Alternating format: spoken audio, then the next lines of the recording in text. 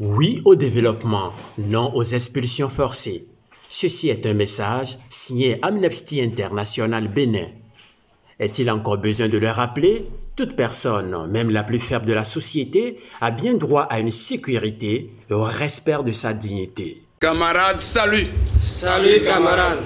Camarades, salut. Salut camarades. Salut camarades. Camarades, salut. Merci camarades travailleurs d'être venus à ce point de presse. Chers amis de la presse, la direction de la CSTB vous félicite et vous remercie pour les efforts que vous faites de façon inlassable pour informer le public béninois et de l'extérieur sur ce qui se passe au Bénin dans le secteur des travailleurs et dans d'autres secteurs. Nous sommes effectivement là pour nous prononcer sur les élections professionnelles sectorielles dans le secteur de l'enseignement primaire, maternel, secondaire et supérieur. Allons à l'annonce des élections professionnelles sectorielles dans les secteurs de l'éducation et de la santé par vote électronique suite à l'organisation des mêmes élections dans 5 ministères par vote manuel. La CSTB était spontanément montée au créneau pour dénoncer la volonté du gouvernement de la rupture de vouloir organiser une élection frauduleuse comme ce fut le cas en 2021. Malgré les diverses dénonciations, protestations de la CSTB, de ses fédérations et syndicats de base, de l'éducation et de la santé, le gouvernement s'est entêté à organiser les 29, 30 mars et le 4 avril 2024 des scrutins où les résultats fabriqués sont les suivants. Premièrement, au MAMP, c'est-à-dire au ministère de l'Enseignement maternel et primaire, sur les 5 candidats, aucun n'a atteint 20%, c'est-à-dire le seuil de représentativité pour donc représenter les enseignants et le personnel administratif, sauf le candidat Aube Nouvelle de la CSA et allié de Anselme Amoussou, qui a eu 45,12% de suffrages exprimés.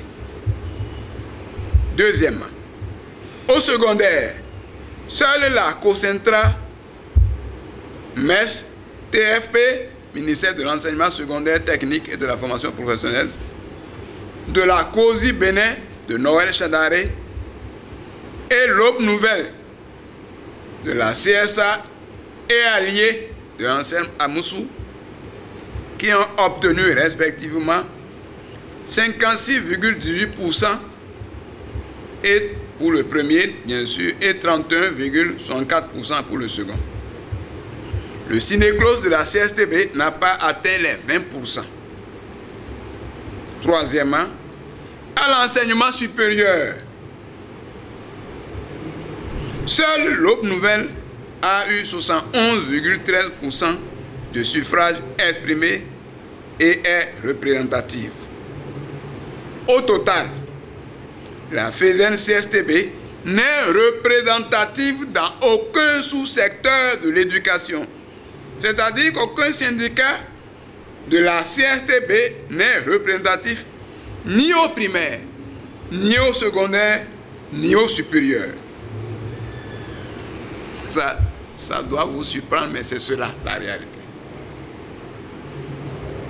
C'est donc là la fraude qui se voit de façon visible. Mais quelles sont les manifestations de cette fraude-là? Premièrement, vous avez déjà Aube Nouvelle qui créa la fraude au secondaire et demande le redressement des résultats. Deuxièmement, la COCENTRA, MSS, TFP de Noël Chadaré qui créa la fraude et demande l'annulation et la reprise du scrutin au ministère de l'enseignement maternel et primaire. Et troisièmement, à la FESEN CSTB, des milliers d'électeurs n'ont pu exprimer leur vote parce que d'autres ont déjà voté à leur place par un mécanisme frauduleux que la CSTB a dénoncé et que les manipulateurs de la plateforme ont reconnu. Quatrièmement, une autre manifestation de la fraude, les responsables de la plateforme eux-mêmes demandent aux électeurs qui n'ont pas pu exprimer leur vote d'appeler un numéro qu'ils ont communiqué afin qu'ils annulent le vote pour permettre à l'intéressé de voter. Qu'est-ce que cela signifie? Cela signifie qu'ils peuvent annuler autant de votes pour permettre pour un candidat en faveur d'un autre candidat. Et vous constatez les choses.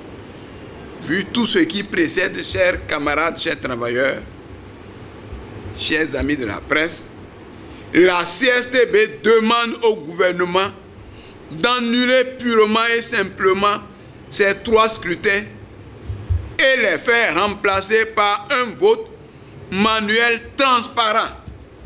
Ce n'est même pas compliqué. Les urnes sont déjà à la Sénat, on n'a même pas besoin d'acheter les urnes. Donc il faut tout simplement annuler et reprendre le scrutin par un vote manuel. Ces élections sont nulles et de nul effet. Le gouvernement doit reprendre les élections pour un vote manuel, car on peut constater que le scrutin frauduleux où la fraude est avérée permet tout simplement au gouvernement de nommer ses responsables syndicaux amis au niveau des instances paritaires, centrales et déconcentrées. Vous avez vu le gouvernement de la rupture nommer les députés, nommer les maires. Aujourd'hui, ils veulent nommer les responsables syndicaux pour représenter les travailleurs. Ces scrutins imposés de façon arbitraire donnent un avant-goût des élections présidentielles de 2026. Avis donc à tous ceux qui rêvent de gagner les élections présidentielles de 2026 malgré le code électoral taillé sur mesure. Apparemment, vous allez dire c'est syndicat. Si le pouvoir écarte des gens gênants au niveau du syndicat pour nommer ses amis, qu'en sera-t-il au niveau des élections politiques?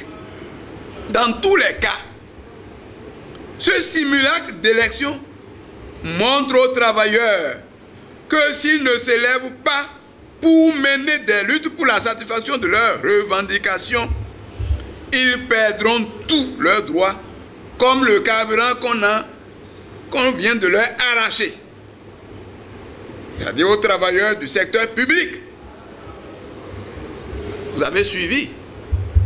Bravo à cet effet, à ceux qui ont déjà commencé par réagir contre cette mesure scélérate qui constitue une diminution des salaires. Le fait de dire on ne vous donne plus de carburant, c'est une façon de diminuer les salaires.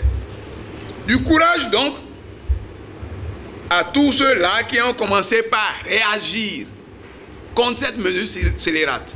Et je dis du courage aux enseignants et au personnel administratif pour la grève programmée par la FESEN CSTB pour les 23 et 24 avril 2024 pour exiger la satisfaction de leurs revendications. C'est indispensable.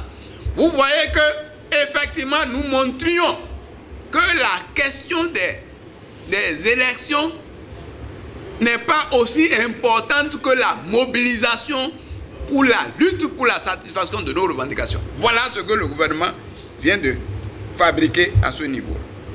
Les autres secteurs